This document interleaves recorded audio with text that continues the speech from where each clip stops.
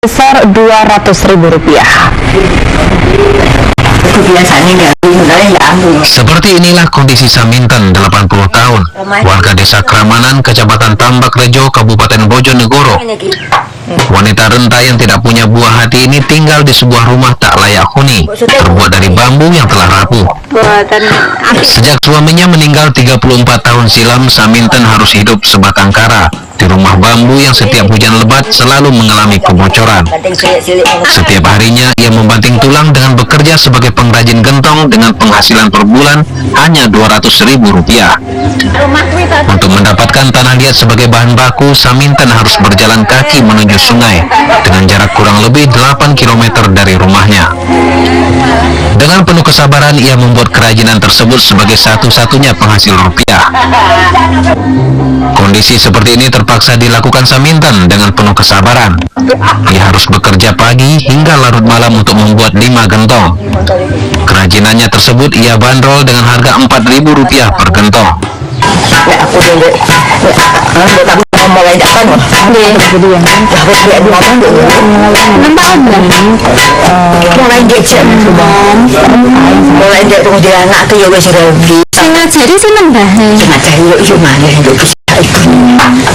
Meski dengan kondisi yang memprihatinkan, Saminten mengaku namanya tidak terdata dalam penerima bantuan KKS atau Kartu Keluarga Sejahtera. Ia hanya berharap agar pemerintah mempedulikan orang kurang mampu seperti dirinya. Dari Bojonegoro, Heri Setiawan melaporkan.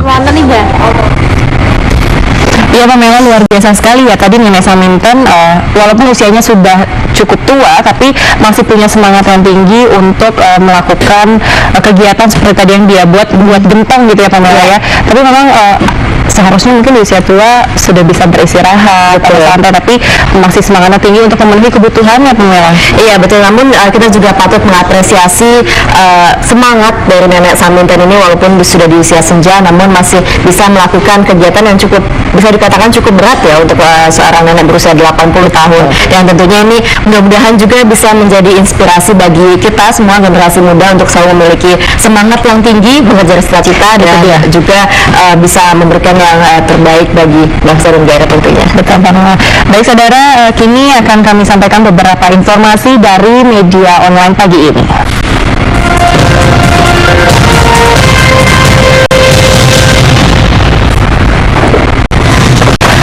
Dari pikiran rakyat online, sejumlah warga desa Kecamatan Kertajati, Kabupaten Majalengka yang mengaku menggarap lahan milik Perum Perhutani mendatangi kantor Perum Perhutani dan gedung DPRD Majalengka. Mereka menolak penanaman pohon karet dan kayu putih di Blok Cisahang, Kecamatan Kertajati dengan alasan merugikan petani. Sementara dari jawapos.com, tepat 18 Juni tahun lalu, wisata seks doli jarak yang disebut-sebut terbesar se-Asia Tenggara ditutup Pemkot Surabaya. Human trafficking dan sejumlah kejahatan kemanusiaan lain di lokalisasi itu memang berhasil dihapus, namun warga setempat masih merasakan dampak ekonomi karena penutupan tersebut. Dari suaramerdeka.com, Lembaga Permasyarakatan Kelas 1 Kedung Pani, Semarang, setiap bulan memindahkan 100 narapidana ke lapas berbagai daerah di Jawa Tengah. Langkah itu dilakukan untuk mengurangi overkapasitas di lapas Kedung Pani. Dari poskotanews.com, Badan Narkotika Nasional Provinsi BNNP Sumatera Utara menggagalkan penyelundupan 32.000 butir pil ekstasi dan 1 kg sabu senilai Rp7,6 miliar lewat Bandara Internasional Kuala Namu. Untuk mengelabui petugas, sebagian barang bukti sengaja disembunyikan pelaku di dalam kotak Bika Ambon.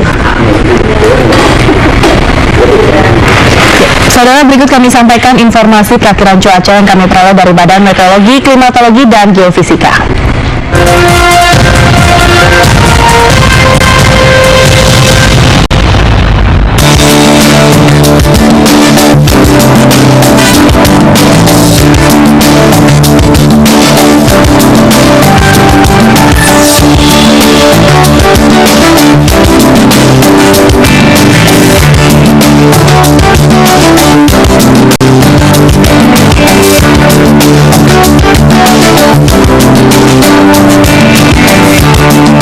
Thank you.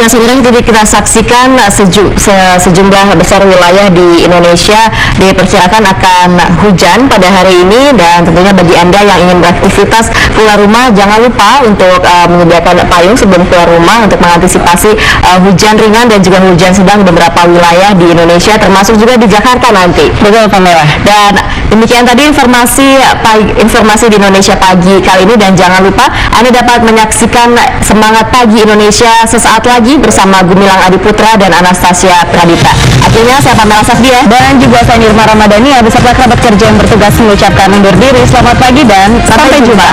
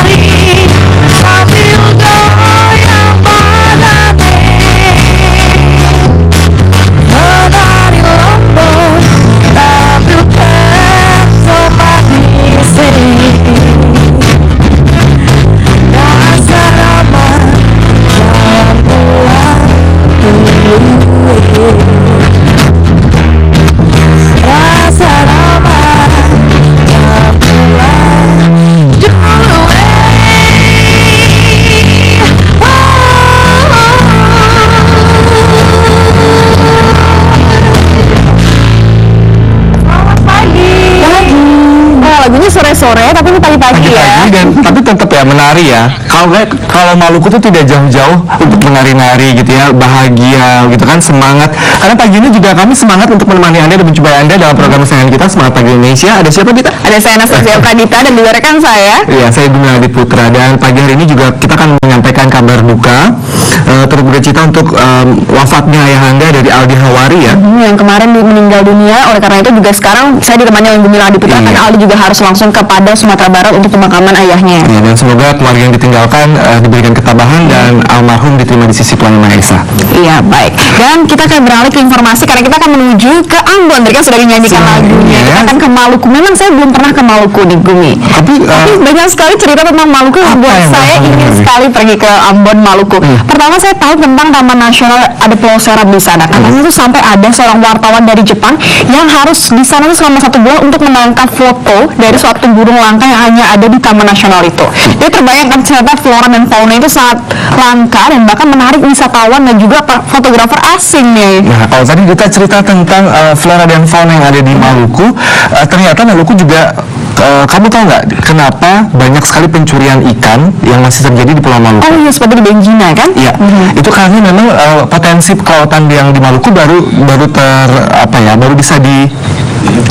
bisa diambil begitu ya, dimanfaatkan hanya baru 32%. 32%. Masih terbuka luas sekali, masih terbuka lebar sekali potensi-potensi untuk meningkatkan atau membudidayakan ikan-ikan atau terutama ikan tuna yang ada di Maluku, karena memang ikan tuna banyak di Maluku karena suhu airnya juga cukup hangat untuk ikan tuna. Jadi yang daripada Samudra Pasifik pada berenang gitu ya menuju ke perairan yang ada di Maluku, sehingga Jadi mereka memang perairannya sangat kondusif sekali untuk berkembang biakan ikan tuna. Namun sayangnya kadang-kadang masih juga dimanfaatkan oleh malah dari asing ya. Nah, itu dia. Jadi justru para nelayan lokal itu tidak bisa mengambil karena memang peralatannya terbatas, fasilitasnya kurang, dan itu yang menjadi selalu dilematis ya. Tapi kalau memang kita boleh gitu ya memanfaatkan potensi-potensi kelautan, tapi yang harus kita ingat, kita tetap harus menjaga kan terumbu karangnya, karena kan untuk menumbuhkan 1 senti terumbu karang ini butuh waktu bertahun-tahun kan ya. Nah, jadi memang karena sulitnya sekali untuk menjaga keindahan alam, jangan sampai ya rusak hanya karena ulah manusia yang memang suka dengan wisata bawah lautnya. Kalau saya pernah coba diving tapi baru di Bali gitu ya, yang hanya kedalaman 5 meter. Kamu juga ada pernah Iya, diving? pernah gitu ya? 5 sampai 10 meter, dan itu pengalaman luar biasa sekali. Waktu itu saya di lokasi di Banten. Di Banten. Di Banten. Keren. Memang potensinya tuh masih belum seindah yang ada di bagian Indonesia Indonesia Timur Timur ya. ya. Namun kita coba berusaha untuk memperindah bawah laut yang ada di Banten, karena banyak sekali waktu pemboman di bawah air untuk menangkap ikan. Jadi kita juga coba nih untuk menanam, dan ternyata sulitnya minta ampun ya untuk menanam di bawah, karena memang Arusnya juga, ya. arusnya sangat kencang di bawah air dan itu sangat berbahaya. Jadi kebayang dong, daripada kita harus nanam sulit dan minta ampun, jangan dirusak deh yang ada sekarang. Nah, itu tadi kita ngobrol-ngobrol tentang ke laut, terus juga Maluku gitu ya. Kayaknya pagi-pagi enak kan olahraga nih kita ya. Olahraga di pagi hari, benar juga sih. Kamu biasa olahraga ya? Di sini biasanya kamu olahraga ya? Iya, benar sekali. Jadi memang kayaknya kita tanya kali ya sama yang ada di Maluku. Gimana ya? Oke, ada Edwin dan juga Ica. Selamat pagi Edwin, Ica. Selamat pagi. Oke. Dan juga Dita. Iya, apa kabar Edwin, Ica? Halo, apa kabar? Kita baik ya di Kabar Jakarta. baik. Baik, kita baik di sini ya tentunya ya. Iya, pagi Tadi ini kami apa juga turut berduka cita ya atas meninggalnya ayahanda dari Aldi ya. Semoga diterima amal ibadahnya. Amin.